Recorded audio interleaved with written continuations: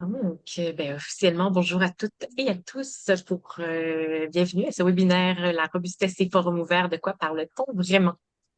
Donc, ben, pour me présenter rapidement, je suis Stéphanie, cofondatrice de Quintus, un studio créatif spécialisé dans les nouveaux récits et puis partenaire de l'Académie des transitions. Je laisserai Esther en fait là, introduire un peu plus qu'est-ce que l'Académie.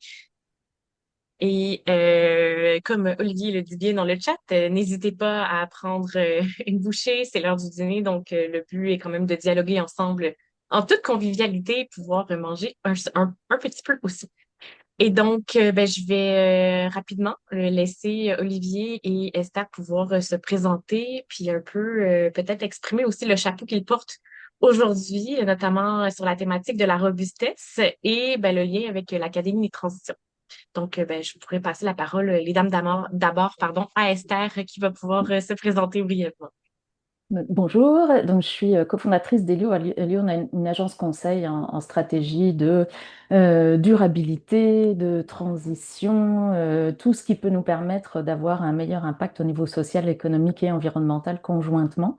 Et dans ce cadre-là, après 20 ans d'expérience d'accompagnement des organisations, des territoires, différents acteurs en fait de changement, j'ai décidé de lancer l'Académie des transitions qui vise à accompagner ou à offrir des solutions conjointes, en fait, collectives à des enjeux que rencontrent, là encore, des organisations, des territoires. Donc, en fait, on a créé un collectif compte aujourd'hui 25 partenaires et qui structure, en fait, qui vise à structurer des activités et qui permettent d'avoir un impact plus large sous des formes qui sont complémentaires à celles qu'on fait habituellement dans le conseil ou dans l'éducation.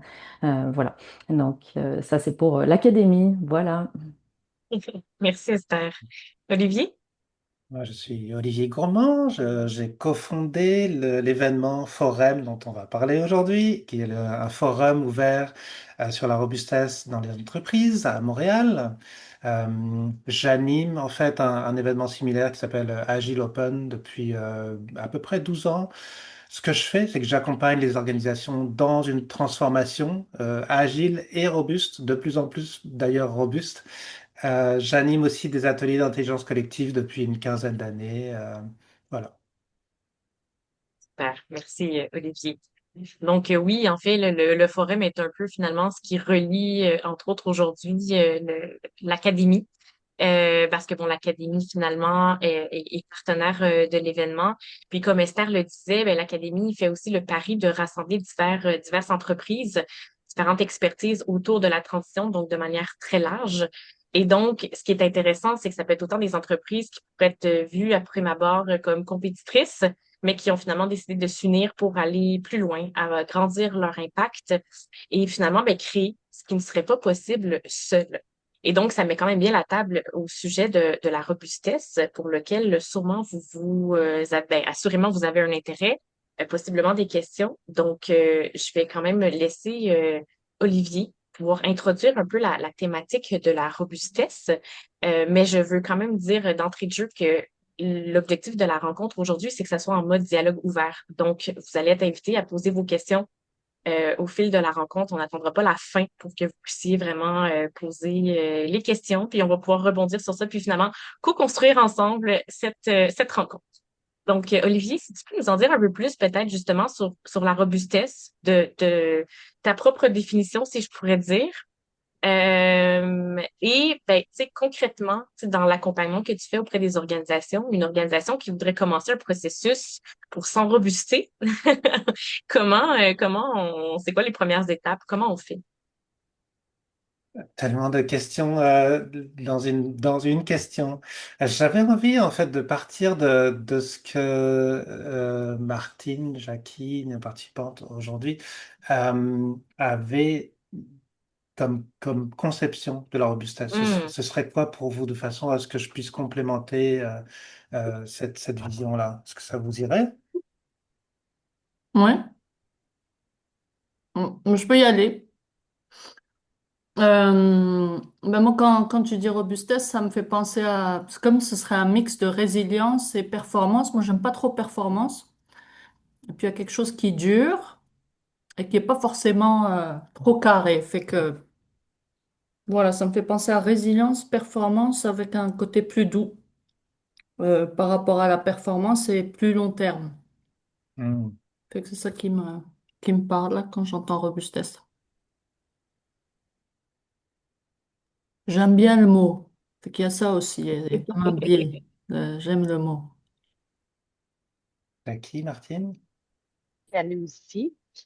Euh, on dirait que pour moi, l'association dans mon cerveau se fait avec la notion de santé. C'est comme Hmm. si, pour moi, il y a vraiment le parallèle avec un organisme sain.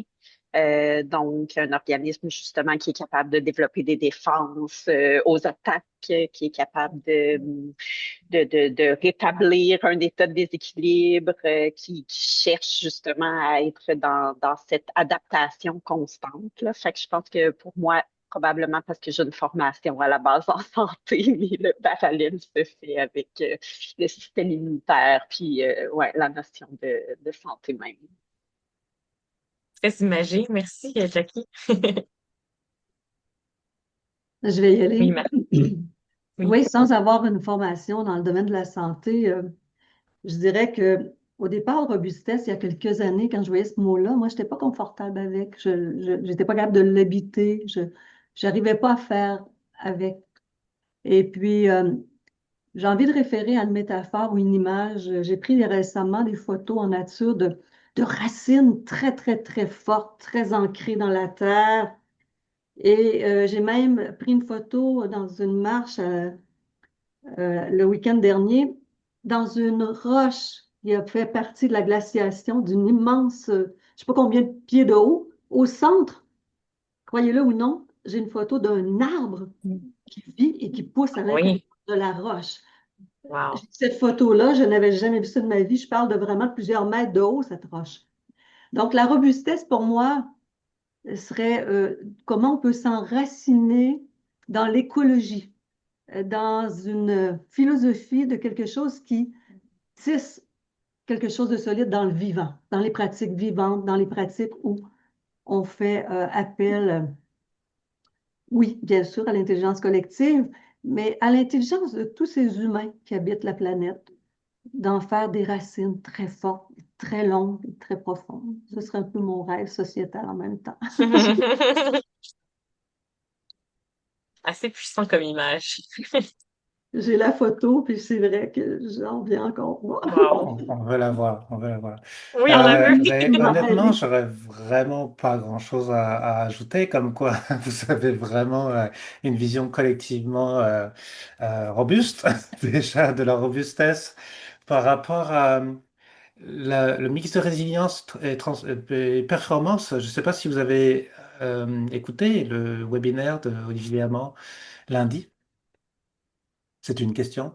Non, Non, parce je que n'ai pas vu. justement, en fait, il parlait de résilience, la différence entre la robustesse et la résilience. Et lui, pour lui, la différence, c'est surtout la transformation. C'est-à-dire qu'on peut être résilient, mais sans changer le système. Et ce qui fait qu'il ne va pas devenir robuste avec le temps. Donc c'est simplement résilience et la volonté de devenir de plus en plus résilient finalement. Donc c'est vraiment la résilience et la transformation. Et puis c'est vrai que il a parlé d'articulation avec la performance. La performance reste nécessaire dans un monde robuste, mais elle va être utilisée à des fins finalement transitoires comme les pompiers, ils dorment beaucoup plus qu'ils sont activement à combattre le feu. Et heureusement, parce que sinon, ils n'arriveraient plus à combattre le feu. Euh, Jackie, la notion de santé, c'est sûr, la santé commune, on est aussi en santé que notre écosystème nous le permet, finalement, nous invite, et on se régénère grâce à notre écosystème intérieur, c'est vrai, mais aussi à notre réseau social, etc. Euh, Puis les racines, j'adore cette image, effectivement.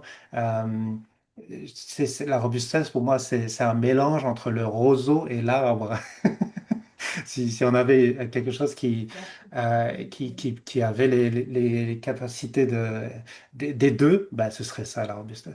Donc, pour terminer avec ta question, Stéphanie, ce que je fais dans les organisations pour construire la robustesse, parce que c'est pas un état, c'est pas Mm, binaire, on n'est pas robuste ou pas robuste, on est mhm. tout le temps en train de devenir plus robuste, de s'enrobuster, effectivement.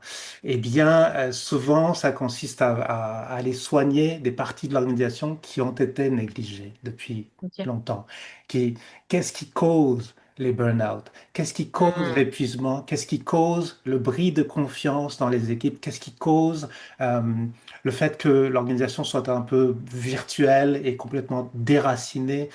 Donc, c'est vraiment par là qu'on commence. Et puis, ça commence avec la volonté. Est-ce que l'organisation a le désir de devenir robuste, le désir collectif? Et souvent, c'est là-dessus qu'on commence à travailler. J'aurais juste une question en lien avec l'articulation de la performance. Est-ce que tu pourrais nous en dire plus? Ça s'incarne comment dans une organisation? Pour moi, c'est vraiment, comme je disais, transitoire. Donc, aujourd'hui, on a tendance à considérer qu'il faut tout le temps être performant. Mais tout le temps être performant, ça n'a aucun sens, ça nous épuise. Il n'y a rien qui soit humain ou même artificiel d'ailleurs, qui puisse être on 24 heures sur 24. Il y a toujours des moments de repos, des moments de reconstruction, de régénération et qui sont négligés dans le cycle de travail de l'organisation. Donc, euh, articuler à la performance, ça veut dire quoi? Ça veut dire faire intervenir la performance quand c'est nécessaire, pour autant que ce soit pour aussi longtemps que ce soit nécessaire et pour un système aussi petit que nécessaire.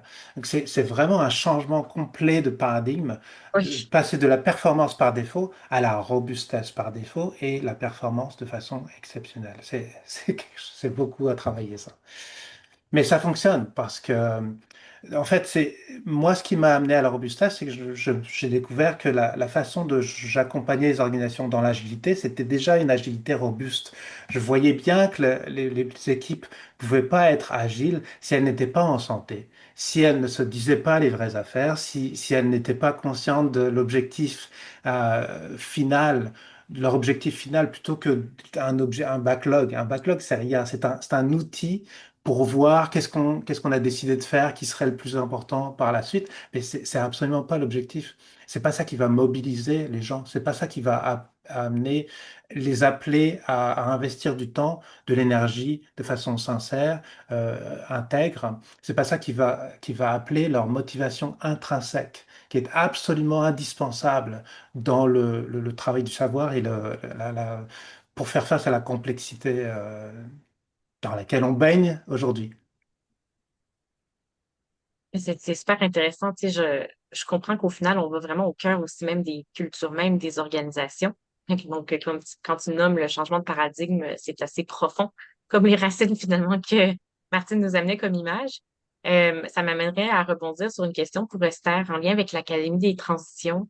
Comment est-ce que la démarche de l'Académie, même l'intention même de ce projet, s'articule à même la robustesse, si je pourrais dire? Avec plaisir. Et je voudrais juste souhaiter la bienvenue à Marie-Ève, Oui.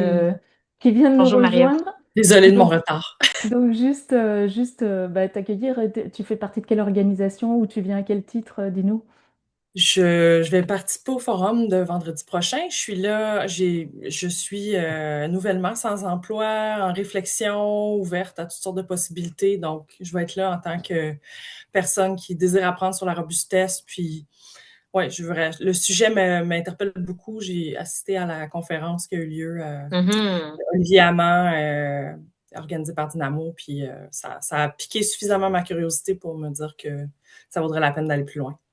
Merci T'as de m'accueillir. t'as Bienvenue. tellement raison. Mais c'est intéressant parce que moi, j'ai envie de rebondir aussi là sur les images que les uns et les autres ont données. Puis, quand on parle, Olivier, tu parlais de l'ultra-performance permanente. Et puis, je fais du pouce avec ce que Jackie disait. Et puis, c'est un des exemples qu'Olivier Hamon il donne aussi, c'est-à-dire que le corps, la meilleure température pour combattre des infections, c'est 40 degrés Celsius dans le corps. Or, si on était tout le temps à 40 degrés Celsius, on mourrait.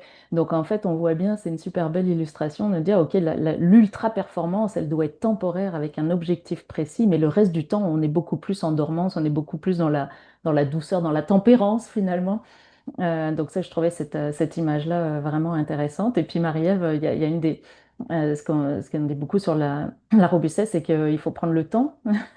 La lenteur va avec la robustesse. Enfin, en tout cas, sans lenteur, il n'y a pas de robustesse parce qu'il faut prendre du recul, réfléchir. Donc, je te souhaite, je te souhaite ce temps-là. C'est dans cette période-là que tu rentres et apprécies-la à sa juste valeur. Si tu peux, évidemment, en tout cas, Absolument. je te Oui, le oui, mais souhaite. c'est un de mes grands objectifs de rester, Ouais, tu sais, de pas me lancer tout de suite exact. dans quelque chose, juste ouvrir puis prendre mon temps. Voilà. Donc, ben, c'est ça. Au niveau de l'académie, écoute, il y a tous les liens en fait avec la façon dont le projet est construit. Moi, c'est vrai que je veux qu'il soit basé sur les principes du vivant en fait, hein, ce qui est vraiment le principe de la robustesse. La robustesse, comment est-ce qu'on peut tout d'un coup développer notre propre robustesse? Puis je dis nous, c'est collectivement hein, et Mhm. individuellement aussi forcément, mais c'est d'aller regarder ce qui se fait dans la nature, comment ça se passe dans la nature pour être. Et puis c'est ça les principes que Olivier Hamon, puis pas tout seul, hein, donc on va le citer, mais pas, il n'est pas le seul à apporter ces principes-là, mais ces principes dans la nature qui sont effectivement ralentir, comme hiberner, c'est de lâcher l'ultra-performance. Enfin, il y a un certain nombre de principes, laisser émerger des choses, hein, Martine décentralisé. Bon, donc il y a beaucoup de principes de la nature qui créent la robustesse, qui contribuent à la robustesse. Puis ben, l'académie, l'idée principale, c'est de dire on va mettre des bons acteurs. C'est quoi notre écosystème? Donc aller chercher les participants à cet écosystème, les identifier et dire sans qui on ne veut pas, on ne veut pas jouer cette aventure-là. Puis de se dire, oh là là, il nous manque peut-être des participants. Donc là, il y avait cette initiative-là au début de dire qui on veut mettre autour de la table, déjà pour faire une première version de ce projet-là. Et ensuite, qu'est-ce qu'on veut y créer? C'est un peu comme un jardin, je le dis souvent dans l'académie. Là, aujourd'hui, on a un terrain, on a de la bonne terre, mais qu'est-ce qui va pousser le mieux? Ça va dépendre beaucoup de la contribution et des compétences et, et du hasard aussi. Il y a beaucoup de hasard dans la vie. Est-ce que ça va être plutôt des sapins, des carottes et probablement un mélange de tout ça et donc de laisser émerger, de prendre le temps. Malheureusement, on aimerait bien que ça aille plus vite toujours là, mais quand même, ce temps-là, il est indispensable à rassembler, créer des interrelations, créer des connexions entre les différents participants. Et ensuite se dire bah, qu'est-ce qu'on a envie de créer ensemble, puis développer individuellement et collectivement nos compétences pour le faire, et puis faire et voir ce qui peut se passer en parlant autour, en créant des connexions évidemment à l'extérieur de ce premier écosystème le plus proche, pour aller voir ce qui peut émerger et de quoi on a besoin. Et auquel cas, s'il faut produire plus de ceci, faire plus de cela, ben, on va le faire, on va s'adapter à ça. Et tout ça, c'est des principes du vivant et qui constituent la robustesse, ou en tout cas qui sont des premières, indispensables à la robustesse. Voilà. C'est intéressant. Puis une des choses qui me vient en tête par rapport à l'académie, c'est aussi, c'est pas juste de finalement travailler sur la structure de l'organisation, mais qu'il y ait vraiment un volet humain, un volet leadership en fait par rapport à la mise en place, si je pourrais dire, bon, là, je dirais de structures plus robustes. C'est pas comme ça qu'on dit nécessairement à l'académie, mais somme toute, est-ce que tu aurais un mot à dire sur sur cet élément qui peut-être, est-ce que c'est assez priorisé dans les accompagnements, dits traditionnels ou c'est justement une force de l'académie d'aller sur cet angle-là? Probablement les deux. Oui, il y a beaucoup de gens, on favorise beaucoup l'humain dans les accompagnements. Je pense que la plupart d'entre nous, puis les personnes qui sont rassemblées autour de l'écran, sont des bons exemples de ça. Mais donc probablement que oui, à un niveau bidirectionnel, enfin tu vois, une connexion entre deux personnes qui ont chacune leurs organisations, un consultant, une entreprise, mettons. Mais Mais là, ce qu'on veut, c'est que les connexions humaines soient, qu'on démultiplie les connexions pour que justement l'humain, et ça va être, c'est une distinction de l'académie, c'est vraiment ça. Mais je te dirais que c'est pas l'un ou l'autre, mais Oui. et probablement les personnes, tu vois, et puis les premiers, ce premier cercle-là qui s'agrandit, bah c'est aussi, il y a aussi des valeurs, il y a une volonté aussi de mettre l'humain. Je pense qu'il y a une culture puis des valeurs que chacun a Mhm. qui, et ça va être mouvant, hein. Il y aura des nouveaux partenaires, il y en aura d'autres qui partiront, puis il va y avoir en fonction des clients qui rentrent, ça va prendre des nouveaux visages aussi. Merci Esther. Pour le bienfait de Marie-Ève, j'ai nommé en tout début de rencontre que vous êtes libre de poser vos questions dès maintenant, si j'ai envie de dire. Donc, si vraiment vous avez des questions que vous avez envie de poser, autant à Olivier qu'à Esther, vous êtes bien chaleureusement invités à le faire. Donc, vous pouvez soit l'écrire dans le chat, lever la main ou juste retirer votre micro et y aller.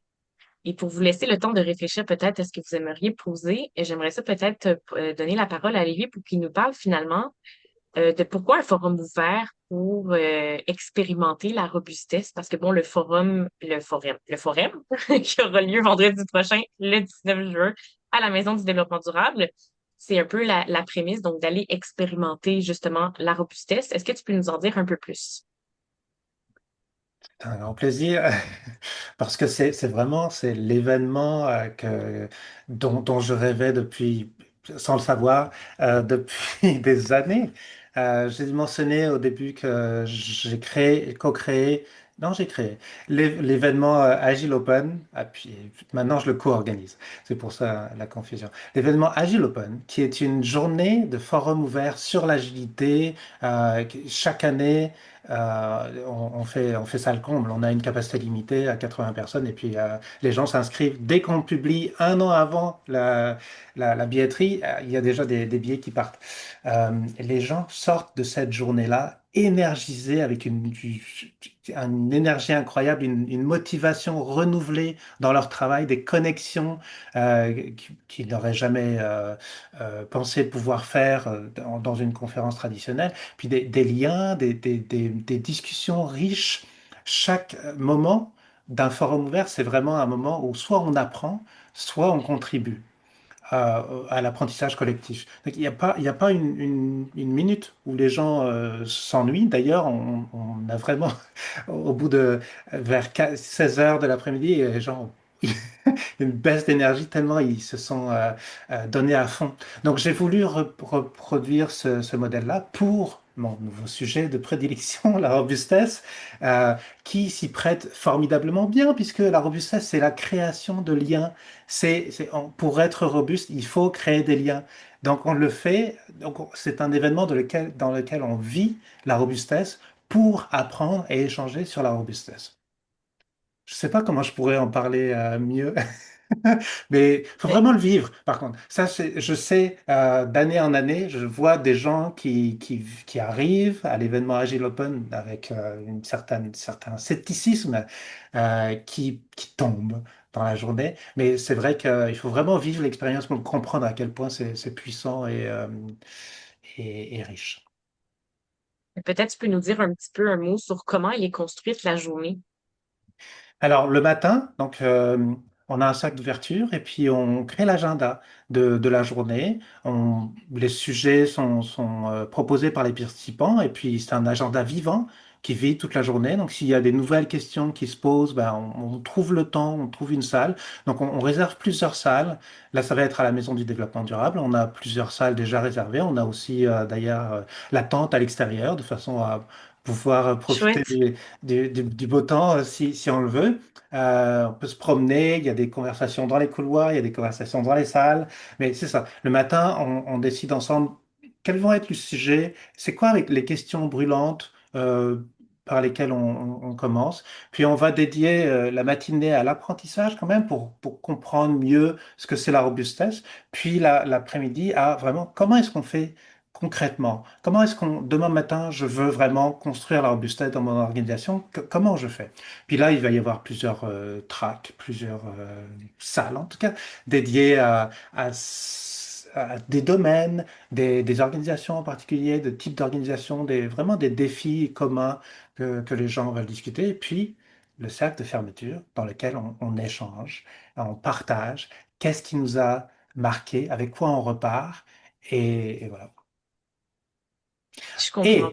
Et, et Oui, effectivement, je sais que tu veux que je parle des sessions qu'on a oui, c'est rajoutées. vrai. euh, donc, cette troisième édition, on sait que les gens arrivent avec des questions et on veut les aider à se préparer la journée et ou bien par la suite. Tu sais, ils ont vécu plein de choses, ils ont la tête pleine, qui a débordé quelquefois, ils veulent faire du sens. Donc, on leur offre une session pour les aider à faire du sens. Donc, il y a Laurence qui est une coach. Donc, elle propose une séance de coaching en robustesse intérieure. Puis moi, ma spécialité, c'est vraiment plus dans les organisations. Donc, j'offre un dialogue euh, sur la robustesse organisationnelle. Merci, Olivier. Fait que si je comprends bien, c'est vraiment ouvert à tout type de personnes, qu'on soit totalement novice en robustesse ou potentiellement expert en robustesse. On peut arriver avec des questions, peut-être même des sujets qu'on voudrait pouvoir tester. Donc, les gens peuvent à la fois soit poser des questions ou proposer des ateliers ou autres formats, là, peut-être à préciser, là, je ne sais pas exactement qu'est-ce qu'on peut proposer. Et par la suite de la journée, ben, on en ressort de ce que j'ai compris aussi avec des questions éclaircies, plus claires sur finalement comment comment poursuivre ma réflexion sur la robustesse. Et là, ben, l'opportunité de cette année, c'est qu'il y a une séance qui est offerte au choix, soit organisationnel ou personnel intérieur, pour aller poursuivre finalement ce dialogue, mais là avec toi et ou ben pas et ou Laurence suite à la séance. Mhm. Tout à fait. Euh, Je sais que c'est pas forcément vendeur de dire qu'on sort de l'événement avec des meilleures questions. Les gens veulent cherchent des réponses, mais on les aide à construire les réponses. Et je pense que ici, on sait que ce qui compte, c'est d'avoir les bonnes questions. Se poser les bonnes questions, ça, hmm, c'est le plus oui, puissant. et justement dans la salle, Kenza, Martine, Jackie ou Marie-Ève, avez-vous une question en particulier à poser soit à Olivier ou à Esther en lien avec le sujet de la robustesse? Ou un commentaire, hein, c'est pas Ou forcément une Oui, réaction là, c'est pas forcément ouais. une question. Ah, Kenza, on t'entend pas. Mais je crois que c'est à nous que tu parles par contre. Ouais, moi, il y en a deux qui me viennent. La première, c'est, j'ai absolument pas lu de qu'est-ce que ça veut dire, etc. avant de venir, mais euh, donc je sais pas s'il y a une approche derrière. Je sais, en tout cas, donc j'ai pas vraiment d'idée qu'est-ce que ça veut dire derrière là quand on dit robustesse, puisqu'il y a une approche d'accompagnement derrière, mais je me pose la question de d'avoir cette approche-là ou cette vision-là de la robustesse, qu'est-ce que ça veut dire dans les organisations? Je suis une ancienne DRH, j'accompagne aussi les transformations organisationnelles, pas mal sur le volet humain. Qu'est-ce que ça veut dire concrètement dans le quotidien d'une organisation qu'on accompagne? Fait que ça, ce serait la première question. Et la deuxième question, c'est en lien avec le leadership. On entend beaucoup là, leadership conscient, conscience de soi, des autres, de l'organisation et de plus grand que l'organisation. Et puis on parle de durabilité aussi, là, ce que j'entends quand on parle de robustesse. Fait quel est le lien entre, et quelle est la place du leadership? Y a-t-il un lien avec le leadership conscient? C'est les deux questions qui me viennent. Super intéressant. Ben, Olivier, peut-être je te laisserai pour répondre à la première question. Puis Et même, ça peut être d'autres j'ouvre. personnes, ouais, ça peut Oui, être c'est d'autres ça, mais c'est personnes ce dans que Oui, la tout à j'allais salle parce fait. que dire. je pense qu'il y a d'autres personnes qui ont des éléments de réponse à cette question. Assurément, Ouais. Martine serait un beau complément pour la deuxième question si jamais elle a envie de se prononcer. Oui, ben je vais donc passer la balle. Euh, ça veut dire quoi pour vous une organisation robuste? Comment est-ce que vous reconnaîtriez les signes que vous êtes dans une organisation qui sent robuste en tout cas?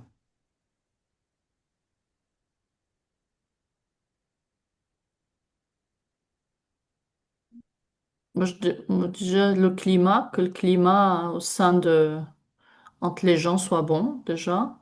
Mhm. Moi, je dirais qu'il y a une énergie créatrice parce Hmm. on peut pas être créatif si on n'a pas une certaine, si on n'est pas dans un système en santé. Hmm. Donc, pour moi, ce serait vraiment un signe visible. Mhm. Moi, je dirais que Où chacun crée, pardon, où en plus la créativité est partagée et pas juste relève d'une ou deux personnes. Vas-y, pardon, Martin. outre cela, moi, je pense que l'éthique relationnelle, le don, le contre-don, est un élément vital pour créer la robustesse, puisque la santé des acteurs, pour diminuer la souffrance en milieu organisationnel, il faut être capable de voir qu'est-ce qu'il y a là-dedans dans l'éthique relationnelle, dans le don, le contre-don et savoir prendre. Pour moi, ça m'apparaît fondamental pour la création de liens de sens et de liens qui vont être aussi, on parle beaucoup de durabilité. Euh, Ça, c'est peut-être utopique, mais en même temps, moi, j'y crois beaucoup dans la systémique coopérative. Et la question que tu as amenée, Olivier, comment une organisation peut l'avoir robuste? Je pense que c'est encore en construction, tout ça. Personnellement, en 20 ans, 21 ans de carrière, je n'ai pas encore vu de mes organisations, de mes dirigeants qui m'ont dit, oh, j'ai mis de la robustesse, moi, dans le leadership coopératif, dans le leadership de mes équipes. On entend, puis pourtant, c'est plusieurs organisations. Je pense qu'on est en train d'ouvrir un nouveau volet de leadership, une nouvelle façon de créer des organisations apprenantes, des organisations Hmm. qui sont ancrées dans un désir de vouloir faire quelque chose qui non seulement va donner du sens, mais va permettre aux acteurs, aux gens d'y trouver leur place avec leur cœur grand ouvert. C'est une très belle vision. Il y a quelque chose, moi, qui m'a quand même marqué de la conférence d'Olivier Hamon ce lundi que j'ai envie de partager, euh, qui était le mot mutualisation. Aujourd'hui, la manière qu'on fonctionne, de manière générale, là, je vais généraliser, mais c'est beaucoup de manière individualiste, en tant qu'organisation, mais en tant qu'être humain outil. Et de ce que je comprends finalement, ben, une organisation ou même un être humain, bref, je vais le dire, tu sais, je suis novice en termes de robustesse, donc je le dis un peu dans mes mots, puis à la limite, on me corrigera. Mais si on n'est pas finalement au service d'un territoire ou de plus grand que soi, d'un écosystème, il y a quelque chose qui est pas robuste à l'intérieur de ça. Puis c'est de là que le mot mutualisation, j'ai trouvé ça très intéressant, dans le sens que c'est autant la mutualisation des innovations qui sont créées, la mutualisation des savoirs, la mutualisation des expertises, où au final, on coopère tous ensemble pour un objectif commun, en guillemets, euh, au lieu de finalement d'être en mode plus justement compétition, euh, profit pour soi, garder ses idées pour soi, où là, on est finalement, on s'ouvre. Donc, c'est comme ça a été dit, c'est vraiment un changement de paradigme et de posture, autant organisationnelle qu'individuelle. Donc, je suis assez d'accord de dire que c'est en émergence, hein, ça va être le thème d'aujourd'hui. C'est en co-construction. Euh, Puis bah, ça m'amène un peu une question à savoir, mais finalement, ça serait quoi nos modèles aujourd'hui d'organisation qui ont davantage finalement cette posture de robustesse? Est-ce qu'il en existe? Moi, j'ai une autre vision. OK. Je, c'est comme, je vois pas ça comme un but atteignable. C'est comme c'est de toutes les manières, en tout cas, c'est ma perception là. C'est comme c'est toujours en construction. Fait qu'on devient de plus en plus Mhm. robuste et puis demain on est moins robuste et après-demain on est plus robuste et c'est quoi être super robuste là, je sais pas trop et puis je sais pas si c'est le but. Mais peut-être que je suis dans le champ gauche, je sais pas, mais c'est comme c'est ça qui me vient. Et puis l'autre chose, c'est moi, il y a comme une histoire de rythme. Quand je vois l'IA, là, et, et on parle de vivant, puis moi, j'ai comme cette croyance que une entreprise qui devient de plus en plus robuste, ou une organisation, elle va au bon rythme. Alors, j'aime pas mettre des jugements, là, c'est bon, c'est pas bon, mais il y a quelque chose autour du rythme, et je trouve que c'est sûr que quand il y a l'IA qui arrive, le rythme augmente beaucoup et ça fragilise. Et parfois, ça a besoin d'une organisation IA ou pas IA, a besoin d'être fragilisée pour devenir plus robuste. Mais j'ai l'impression qu'il y a un équilibre à trouver. Si ça va trop vite, on perd vraiment sur la durée, on perd de la robustesse et ça peut s'écrouler. Fait qu'il y a quelque chose autour du rythme. Et ça me fait penser à la nature, là, je sais plus qui parlait des saisons, là, l'hiver, le- puis l'image de l'arbre et tout ça, fait que quand c'est pas le bon rythme, là, j'ai l'impression que ça s'écroule. Je pense que tu as complètement raison, Kenza. Et, enfin, oui, c'est vraiment un des principes justement de la nature. À certains moments, elle doit ralentir, comme en hiver. Les espèces, les animaux végétales hibernent, etc. Et ça, il y a cette obligation de ralentir pour pouvoir réémerger derrière et qui crée quelque chose de plus solide, effectivement. Puis il y a un terme, Stéphanie, moi que j'aime bien, qui est tu sais, j'en parlerai, je le présenterai peut-être pas comme ça à mes clients, tu vois, c'est PME industrielle, on va dire, mais tu sais, c'est la coévolution. Hmm. Parce que la mutualisation, elle n'est pas suffisante pour apporter de la robustesse, hein. On peut mutualiser des tas de choses. Il y a des systèmes économiques, politico-économiques qui l'ont essayé, hein. Donc, donc, le terme coévolution, je le trouve assez intéressant parce que ça nous permet de dire on n'évoluera pas sans les autres, on n'évoluera pas sans le système, on n'évoluera pas bien si les éléments du système, eux aussi, sont en interrelation et s'entraident. Donc, ce terme-là, je le trouve assez juste. En tout cas, je le trouve assez séduisant là-dessus. Mhm. Il y a quelque chose que je voulais, euh, sur lequel je voulais répondre spécifiquement par rapport à la question de Kenza, mais j'ai vu, Martine, que je pense, tu as levé la main, le stylo. Euh, je l'ai compris. Mais juste pour répondre à cette question précise qui est, est-ce qu'il y a un cadre qui permet aux organisations de devenir robustes? La réponse est non. Euh, et pourquoi? Pourquoi c'est important de savoir ça? Il y a des livres, il y a des livres, il y a des personnes qui accompagnent, qui ont une méthode plus ou moins documentée, etc. Mais finalement, la robustesse se co-construit.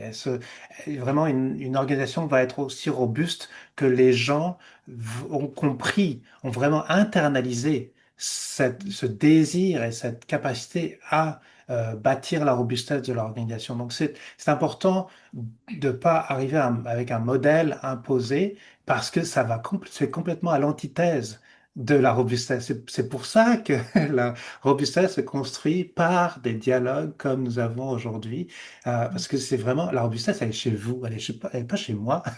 La robustesse de votre organisation, elle est chez vous, dans vos organisations. Donc, c'est vraiment important de comprendre ça. C'est tout ce que je voulais dire là-dessus. Martine. Oui, Esther, pour assouvir ton désir de peut-être voir plus sur la coévolution, en fait, Alain Gauthier, qui est un Français qui a écrit sur le co-leadership évolutionnaire. Il y a une dizaine d'années, j'ai acheté son petit bouquin, sinon plus, et il m'a beaucoup inspiré dans le développement du leadership. J'ai une question pour l'Académie des transitions, donc je fais un petit lien, Esther aussi. Euh, J'entends tout ça, puis je me dis, le cœur des acteurs qui rassemblent l'Académie, le cœur de ces acteurs qui ont envie de construire la robustesse, qu'on a envie de la construire au fil du temps. On sait très bien que ce n'est pas une finalité, on vient de se le dire, puis c'est vrai. Je suis curieuse de juste entendre, de me dire, de nous dire, il bat pourquoi? Le cœur des personnes qui veulent construire la robustesse, qui veulent construire l'académie avec vous, leur cœur bat pourquoi? Pour quelle raison? Alors c'est une bonne question, mais je vais la rectifier un peu. Alors, d'abord, c'est pas que moi l'académie, donc la question peut s'adresser aussi bien à Stéphanie qu'Olivier, mais aussi c'est pas que dans l'académie qu'on veut bâtir la robustesse. Donc là, je veux juste élargir un petit peu le carré de sable, mais à l'intérieur, ce qui unit le cœur en fait des personnes qui jusqu'à présent ont eu envie de participer, ont accepté de participer comme partenaires à l'académie. Là, je parle pas des organisations, des gens qui soutiennent et puis de tout cet écosystème plus large.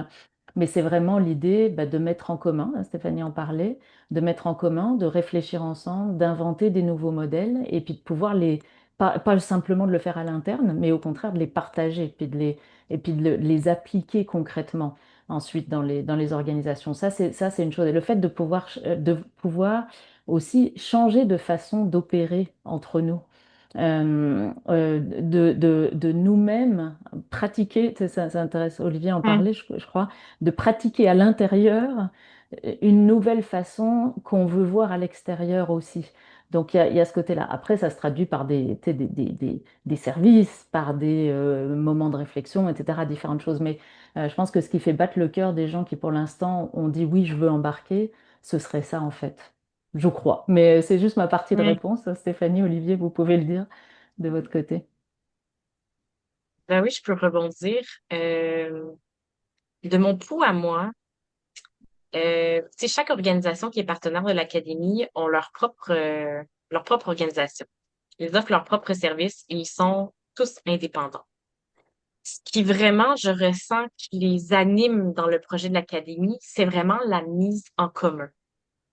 Et c'est cette idée finalement d'innover dans des nouveaux modèles de collaboration pour créer ce qui n'existe pas. Donc, vraiment de mettre en commun, finalement, parce que c'est tous des experts dans divers sujets de la transition, comme je le disais au début. Ils ont tous des acquis, ils ont tous des bouts de chemin qui ont traversé finalement.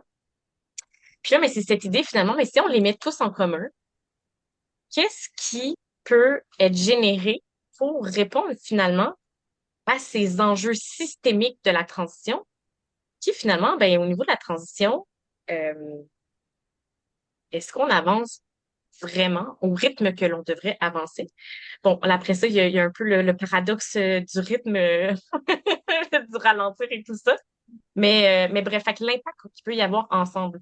Et là, ben, amène finalement ce croustillant qui est ben, comment créer cette méthode, entre guillemets, de collaboration nouvelle. Fait que je vois finalement l'académie présentement aussi comme un laboratoire d'expérimentation pour finalement, ben, tu sais, je trouve que ça fait sens avec la thématique de la robustesse parce que je l'aurais peut-être pas nommé comme ça il y a quelques semaines, mais au final, je pense on apprend on apprend à comprendre. Je veux dire ça comme ça. Comment faire de la robustesse? Et là encore, quand je dis comment faire de la robustesse, peut-être ça m'amènerait un peu la question parce qu'on en parlait un petit peu hier justement avec Esther et Olivier. Comment faire pour ne pas arriver à dire ah là on fait de la robustesse comme aujourd'hui on peut entendre ah oui ça c'est très développement durable puis que ça ne devienne pas un mot fourre-tout puis à la mode mais que ça soit vraiment comme davantage une philosophie incarnée évolutive là bien entendu comme Kenza le soulignait. Donc bref une réponse qui amène aussi des questions. Je sais pas si Olivier tu veux renchérir. Je pense que c'était une question pour Esther, mais j'aimerais euh, dire ce que j'en pense aussi. En fait, c'est vrai que bah, j'ai dit, il n'y a pas de méthode de la robustesse, mais le vocabulaire de la robustesse, c'est un vocabulaire riche en métaphores. Ces métaphores nous permettent une grille de lecture finalement. De regarder l'organisation avec cette grille de lecture de la robustesse nous permet de voir euh, de poser des limites, par exemple, sur l'utilisation de la performance. Moi, ça m'a donné un vocabulaire extrêmement riche sur des choses que je faisais déjà, mais maintenant, je peux les expliquer avec de meilleurs mots, de meilleures métaphores, de meilleures images et convaincre plus de gens à embarquer plus rapidement. Et donc, de construire la robustesse finalement plus rapidement. Puis, je pense pas qu'on revienne en arrière quand on construit la robustesse parce qu'on bâtit des liens. C'est comme la Mm. confiance. Quand on fait une erreur, c'est pas ça qui va altérer la confiance. Au contraire, c'est une occasion de bâtir la confiance de façon plus solide, de reconnaître son erreur, de voir qu'est-ce qui aurait pu éviter cette erreur quand c'est important, quand ça nous amène pas des apprentissages. Donc l'erreur est un outil d'apprentissage. C'est- Olivier Hamon parle de sous-optimalité, des choses comme ça. Moi, c'est vraiment des choses qui m'ont fait voir les choses comme le monde comme complètement différemment. Et c'est fascinant. Là. C'est vraiment une curiosité sans cesse renouvelée d'utiliser cette grille de lecture de la robustesse. Et Et- pour répondre à la question, vas-y, Esther, tu as plus de bagages que moi dans non, mais c'est... la Oui, donc, cooptation possible la cooptation, ah, c'est bon. des paradigmes et des buzzwords. Mais oui et non, parce qu'en fait, moi, c'était une préoccupation. Tu vois, je serais. Mhm. Parce que c'est à partir du moment. Et tu vois, puis je crois que le principe, en tout cas, l'objectif d'Olivier Hamon, puis de toutes ces recherches-là sur, et qui arrivent à l'effet de dire finalement, ce sont des notions de robustesse. L'objectif n'est pas de dire on fait de la robustesse ou là, on fait business as usual. Ouais. Je crois que le développement durable nous a amené à ça. Tu te rends compte, les gens disent, oh, mais ça, tu es dans des rencontres, puis les gens disent, est-ce que ça, c'est développement durable? Mais, ou, ah, ben là, je fais mon business, mais il faut que je fasse du développement durable. Et ça, moi, ça me terrifie. Donc, je me dis, il faut pas voir ça comme une discipline, la robustesse, où je muscle, oui, ouais, à la limite, je muscle ma robustesse, mais bon, tu vois, c'est plutôt la philosophie c'est plutôt un changement de focus parce qu'on se dit la robustesse, ben, on devient de plus en plus robuste, c'est plutôt une qualité qui va nous amener à faire des choses. Et puis, mais il y a des principes, ce que je trouve intéressant, c'est de se dire, chi- euh, pardon, j'allais faire deux anglicismes successifs, mais changeons de lunettes. Et au lieu de se dire, notre notion de réussite passe par la performance, c'est que la notion de réussite passe par la cohérence avec les principes de la nature et inspirons-nous de ce que fait la nature pour le reproduire dans nos organisations. Et quand on réfléchit bien, c'est absolument extraordinaire parce que la recherche porte aussi sur comment ça s'applique aux organisations. Puis on s'aperçoit aussi bien dans la nature que dans les organisations les erreurs, on en fait tout le temps. Et justement, c'est des sources d'apprentissage. Il y a des incohérences. Il y a des incohérences, des paradoxes. Tu parlais des paradoxes. Quand tu mets une loi pour empêcher quelque chose, c'est souvent pour le bien commun. Quand tu mets une règle, la règle freine la capacité des individus à faire quelque chose, mais c'est parce que c'est une règle qui est pour l'intérêt collectif. On met en commun des choses. Est-ce qu'on passe du temps? On perd un temps infini. On a plusieurs personnes généralement qui ont des compétences. Tu es obligé dans une organisation d'avoir des compétences qui se recoupent. C'est parfaitement inefficient. Mais c'est beaucoup plus robuste. Dans la nature, c'est pareil. Il n'y a pas de forêt si tu n'as pas plus qu'un arbre. Enfin. Donc, et ces arbres-là, ils ont des fonctionnements à peu près comparables. Enfin, tu vois, donc, et quand tu réfléchis bien, quand tu changes complètement de façon de voir les choses et que tu te dis pas, ah ben là, on est ultra performant, mais regardons bien tout ce qu'on fait qui est contre-performant. Puis si on était performant tout le temps sur tous les sujets, il y a pas de survie, c'est impossible. Parce que dès que tu as une personne qui s'en va du système, personne d'autre n'a des compétences, le système s'écroule. Donc en fait, c'est ça, je trouve que c'est une autre façon de voir les choses, mais qui est pleine de gros bon sens, hein. Moi, j'entends ce que tout le monde dit, puis j'ai comme l'impression que c'est quoi? C'est un changement de paradigme? C'est quoi? Une philosophie? C'est une façon de voir les choses de manière générale, pas forcément que les organisations, dont la source est les lois du vivant quelque part, c'est-tu ça? De quoi on parle? Est-ce que ce serait une façon de décrire là de quoi on parle? C'est certainement un changement de Comme j'ai paradigme. besoin et Oui, peut-être que comme c'est peut-être pas la bonne approche là, mais il y a comme quelque chose qui compute pas dans ma tête. Je me dis à quoi ça sert, c'est quoi le but et ça vient d'où? Il y a comme quelque chose qui compute pas. Je comprends là ce qu'on dit, mais comme j'ai besoin, et c'est peut-être exactement de ça que qu'on a besoin de sortir, puis je mets ça dans une case là, mais c'est comme c'est un besoin tout à fait légitime parce que ce que tu essayes de faire, c'est de construire des racines dans ta tête avec Hmm. ce que tu connais déjà. Et c'est ouais. nécessaire. On va pas faire pousser quelque chose de robuste à partir de rien. Il faut un terreau fertile. Donc tu cherches à créer terreau fertile. Donc merci pour ça. Euh, C'est un changement de paradigme, complètement. Comme je disais, les organisations aujourd'hui sont vraiment orientées performance exclusivement. On veut qu'elles construisent, qu'elles passent du temps et de l'énergie à construire la robustesse. Euh, donc, si ça prend des budgets qui s'appellent robustesse, moi, j'ai pas de problème avec ça, du moment que la responsabilité soit collective. Parce que dans nos organisations, quand on assigne un budget à une personne, forcément, il va y avoir de la compétition. Donc, ça doit être une volonté collective. Ça peut Mm. pas être autrement. On y va tous ensemble ou on n'y va pas du tout. S'il y a quelqu'un avec un chapeau robustesse, ça va pas fonctionner. Il faut que tout le monde embarque dans ce cheminement de robustesse où ça fonctionne pas. Et si c'est pas aujourd'hui, c'est pas grave. On attend. Ça va pousser dans la tête des gens. Il faut générer de l'envie, du désir. C'est vraiment. Et la robustesse, à mon avis, c'est tout à fait possible, parce que la robustesse, c'est joyeux. On aime bien les pauses café, discuter au travail. On aime bien luncher ensemble. Ça nous régénère. Qui voudrait ne pas vouloir ça? C'est pas possible. S'ils n'ont pas compris, c'est qu'on l'a pas expliqué correctement. Puis j'irai pas, tu vois, Kenza, j'irai pas dans une organisation, là, toi, chez un de tes clients, en disant, bon, maintenant, les amis, on va faire un projet de robustesse. Robustesse. Tu vois, alors Ah, là, ça va c'est pas le sûr que tu faire. perds tout le monde. En revanche, si toi, t'arrives, et toi, t'arrives avec tes questions qui requestionnent le système, qui requestionnent, qui se raccrochent à, tu vois, à des principes, parce que dans les principes du vivant, ceux-là sont quand même drôlement bien documentés. Et bye, Martine. Hey Martine, merci Merci. d'être venue.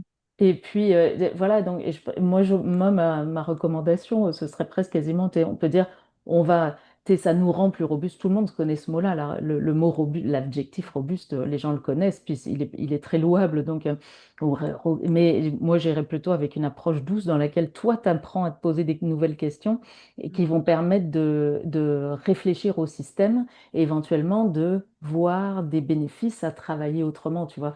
J'irai pas, tu sais, sinon, Oh, ouais, je sinon ça va vois. être trop violent. Mais tu vois, tu peux te raccrocher aussi, comme dit Olivier, tu peux te raccrocher à tes compétences, tes façons de faire actuelles, mais en élargissant ou en allant chercher, en fait, tu vois, des Mm. antennes et des façons de te questionner qui vont finalement s'intégrer de façon assez naturelle, je crois. Mm. Ok. Et Puis en le fait, ben, but d'aujourd'hui, c'était pas de répondre à toutes vos questions, parce que c'est de vous ouais, C'est c'est faire ça. donner vous envie, c'est donner inviter, vous envie. donner envie de venir Ouais. vendredi avoir ce type de conversation. Ouais, exactement, Olivier. Ben, en fait, c'est ça, vu qu'il reste quelques minutes à peine au webinaire, j'ai mis deux liens dans la conversation. Donc, premièrement, il y a la première invitation qui est vendredi prochain, le forum, donc le 19 juin à la Maison du développement durable, pour finalement continuer à explorer la robustesse avec les gens qui seront présents lors de la journée. Donc, ça, c'est le premier lien. Et sinon, ben, peut-être que j'inviterai même Olivier à terminer sur les communautés apprenantes autour de la robustesse. Donc, il y a un lien, là, ben, j'ai dit la communauté robustesse, mais je sais qu'il y a un autre lien aussi qui est valable pour ça. Donc, bref, si tu veux peut-être conclure avec cette autre opportunité, les cafés robustes, par exemple, aussi, qui reviendront, je crois, à l'automne. Tout à fait. Donc, je vais mettre le lien de façon à ce qu'il fonctionne quand même. Donc, la robustesse, on veut que tout le monde en parle partout, en tout cas moi, pas forcément juste dans les organisations. Donc, l'idée, c'est que ce sont des communautés citoyennes dans les organisations, peu importe le lieu, mais partout, partout au Québec, partout. Donc, il y a déjà eu une expérience faite lundi. Des gens ont discuté de robustesse en personne après avoir vu la conférence d'Olivier Hamon. La proposition de Olivier Hamon lui-même à la fin de la conférence était de continuer ces discussions là où nous sommes de façon à co-construire co-construire la robustesse partout où nous sommes. Donc, si vous avez des personnes avec qui vous aimez discuter, vous aimeriez discuter de robustesse, rejoignez-vous, rassemblez-vous, et ça s'appelle juste une care. C'est euh, un mot fun, cute, c'est ça le mot que je cherchais, hein, cute, pour dire communauté apprenante sur la robustesse. Et care, on n'a pas besoin d'expliquer pourquoi on aurait besoin de care. Donc, le forum sera un endroit où faire pousser des graines de ces communautés apprenantes que vous pourrez ensuite polliniser, voilà, partout où vous êtes. Et, Olivier, j'en profite, je trouve que la thématique est quand même à propos. Il y a une invitation de l'Académie qui viendra plutôt à l'automne, donc fin octobre prochain, mais qui sont les dialogues de la transition, qui se veut aussi une journée euh, pour dialoguer ensemble puis voir finalement comment, quand on met nos expertises en commun, comment on peut, entre autres, d'un, comprendre les bloquants systémiques à la fois individuels et collectifs, finalement co-construire ensemble pour faire finalement évoluer le système. Donc, je mets l'invitation qui est là, qui est quand même dans quelques mois, mais somme toute, qui est très reliée à la thématique d'aujourd'hui. Et si Esther, tu as envie d'apporter peut-être un mot final aussi là, par rapport à la séance qu'on a eue aujourd'hui. Mais oui, volontiers. Et je trouve c'est ça, c'est qu'en fait, on, on est, on est tous plein de questions. Puis je pense que c'est exactement par là qu'il faut passer. Puis je trouve que c'est rassurant, c'est réconfortant, c'est énergisant des rencontres, des échanges, des dialogues comme ça, parce que d'abord on s'aperçoit qu'on n'est pas tout seul à être on peut pas changer le système tout seul, c'est évident qu'on a besoin de se poser des questions collectivement, puis et que sont des endroits dans lesquels on peut le faire avec sincérité, authenticité et avec, voilà, avec bienveillance. Donc, clairement, on voit que c'est des choses qui se construisent au fur et à mesure. Des méthodes après, des outils, des méthodes, il y en a beaucoup, mais déjà cette ouverture, ce changement de regard et cette connexion au principe du vivant, déjà, ça, c'est une première étape. Après, je crois que ça s'insère très bien dans les activités d'une organisation, dans des processus de planification stratégique, des processus de coaching, des processus de formation, dans ces activités-là. Voilà, donc ça serait mon petit Hum. manifeste de fin de rencontre. Super, merci, merci Esther. Est-ce qu'Olivier, tu as un dernier mot ou pas? Olivier Hamon est un biologiste moléculaire qui a fait des découvertes qui sont assez révolutionnaires sur la façon dont on Hum. comprend comment le vivant fonctionne. Donc, oui, les principes du vivant, absolument. Et Et il y a des choses qui nous surprennent, qui ont été découvertes ces dernières années, quand même, qui sont vraiment époustouflantes sur la façon dont le vivant s'organise qu'on co-construit sa robustesse. Donc, oui, et à continuer. Affaire à J'espère suivre. vous C'est ça, revoir toutes et tous totalement. Oui, au ben merci d'être forum. venu. Puis en même temps, je rebondis juste simplement sur ce qu'Esther a nommé. C'est la compétence de se questionner, de poser des questions, de sortir de la performance pour aller finalement re-questionner.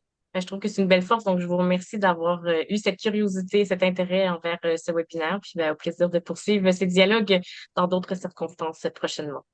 Donc, je vous Merci souhaite une belle Merci. tout le après-midi. monde. À Bye, merci. bientôt! Au Merci. revoir. À Bientôt, bientôt. bon appétit.